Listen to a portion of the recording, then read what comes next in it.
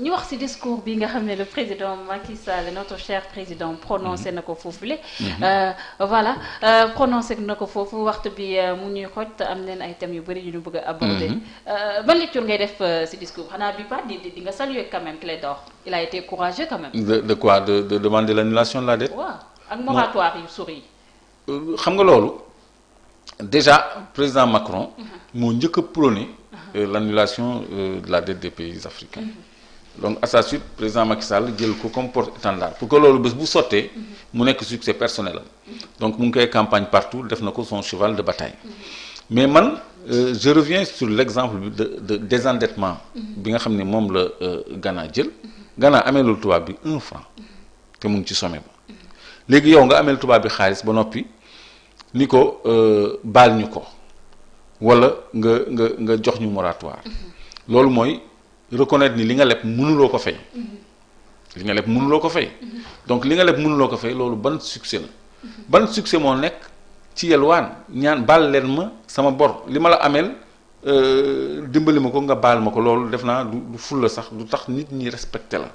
parce que tey jii soo ma ameelee nga war ma fay ba app bi jot soo ma ñaanoon délai sax ma muñ mais nga ni baal ma li ma la lebal loolu aussi du ndam loolu du amul benn fierté donc loolu mooy ñun daal nangu nañu ni tubaab bi daf ñuy ngalab di ñu diri di ñu jëmale fi mu bëgg ndax xaalis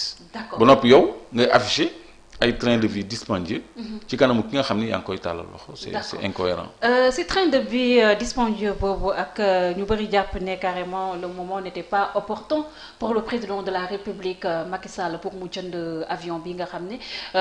ñu bëri ñu ngi même sax fekkee ñoom joxewoon ay chiffres yu officiels neneen 59 milliards de francs CFA la fay lay jar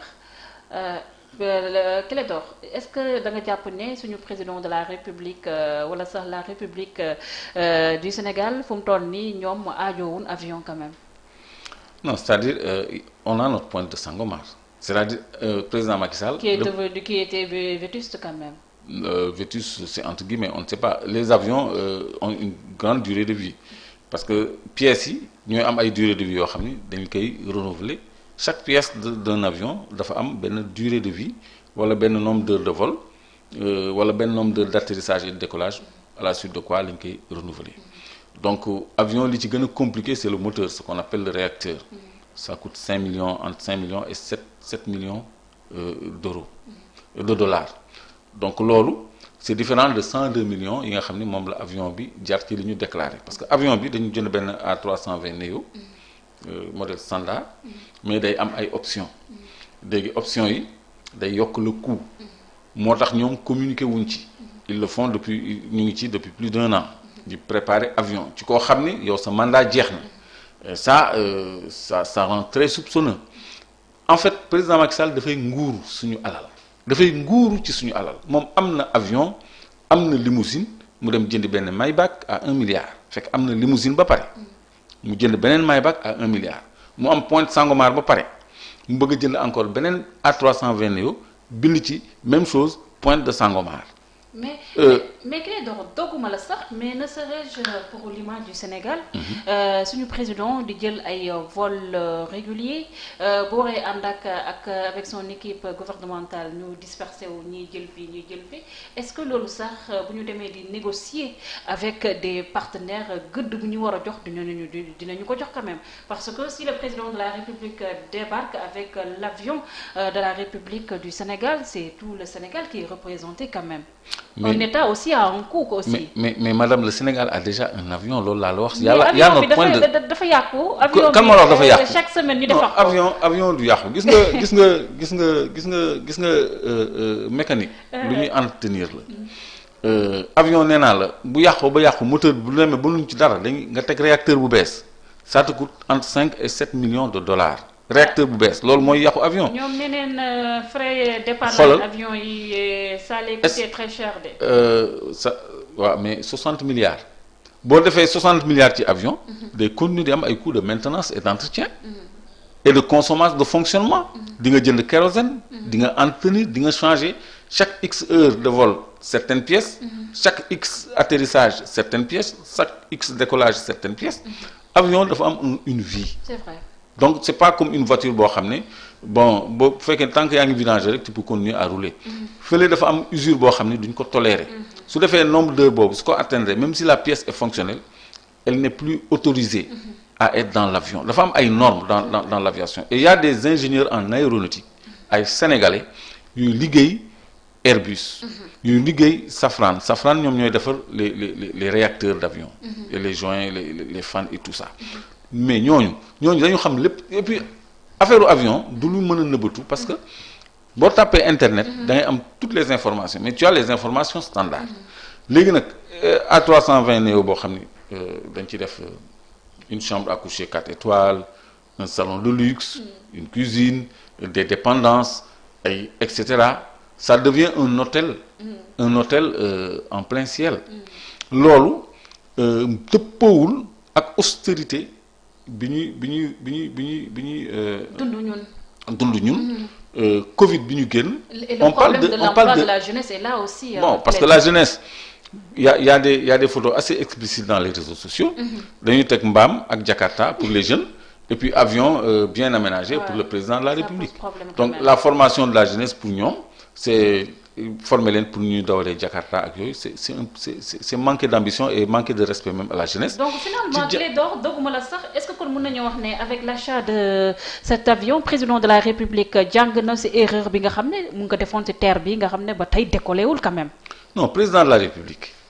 je te rappelle que A320 neo bu ko jëndee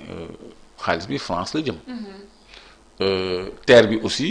c'est Alstom c'est la France ñun dañuy jël sax lu ñu soxlawul gis nga les lampadaires fond roche là lampadaires solaires yi nga xam ne dañ ci indi woon 50 000 mu créé scandale indiwaat nañ ci beneen 100 000 boo waxee ñu ni éclairage public mais dafa am ay deal yu nekk ci biir ñoom nekk lu ñu fi donc avion bi c'est une gifle pour nous parce que non seulement dañu nëbb information bi mais am tuppe li ñuy wax secret défense avion civil ñu naan secret défense di ko dëxëñ ci budget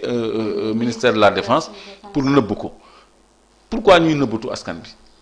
parce que toutes les dépenses doivent être inscrites au budget donc amul benn loi de finance boo xam ni prévoir nañ ci jënd avion léegi ñu ni secret défense kooku c'est de la malgouvernance donc ñooñu tôt ou tard dinañu répondre de leur mauvaise gestion ce gouvernement actuel tôt ou tard devra répondre de sa mauvaise gestion te avion bi ñu jënd nii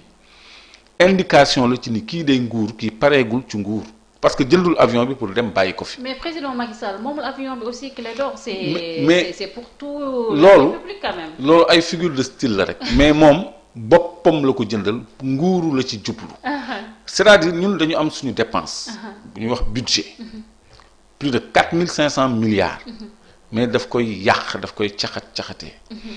terre bi nga wax ci la ko jënd mu ngi ko bàyyi muy pënd ñoom ñu ngi joxe ay date rek bi yoon président bi sax ci boppam moom moo joxe date donc gis nga ñu ngi réfectionner building administratif à coût de 47 milliards ci la ñu wax ci un projet initialement de 17 milliards yoo xam ne ñëpp dañu ne woon 17 milliards yooyu dafa ëpp léegi mu mujj ci 47 milliards léegi ñu réfectionner loolu ba pare créer cité ministérielle à Diamniadio ça fait pas doublon déggoo ñu naan day tabax deuxième palais pour Macky Sall déggoo ko fi woon donc yooyu c'est des dépenses de prestige ay benn stade boo gis Russie nga ni ñëw da nga koy ñëw répliquer fii Sénégal est-ce que ñun yooyu mooy suñu priorité c'est vrai est-ce que yooyu mooy suñu ay investissement structurant investissement day jëm ci développement ku mel ni Bougane dama dégg mu ni loolu rek mënoon nañ ci def ay forages yu mën a dundal plus de 450 fermes agricoles. Et les hôpitaux dans tout ça. Les hôpitaux mënoon nañ ci tabax énormément. Voilà. mënoon nañ ci def beaucoup plus d'investissements utiles. Abris provisoires yi. On a donné autant d'exemples. Quantifié quand même annuellement à 2 milliards par an pendant 20 ans. loo xam ni da nga koy def ci benn avion boo xam ni yow tu as déjà un avion boo amee un souci technique mais avion yëpp dañuy am souci technique mais am na ay dëkk yoo xam ni ils ont de vieilles flottes mais tout le temps dañuy recycler seen ay pièces avions yi di daw donc norme de sécurité yi ci wàllu aviation nationale il y a des experts yoo xam ni loolu seen liggéey la mais ñëw jënd benn avion bu bees tàq xam nga ci jamono crise boo xam ne ñu ngi wax résilience relance de l'économie nga def sa benn plan yow il te faut 15 000 milliards pour relancer ton économie tu vas acheter un avion de 60 milliards ba noppi dem naan Macron baal ñu suñu bor. Ça c'est ridicule quand même.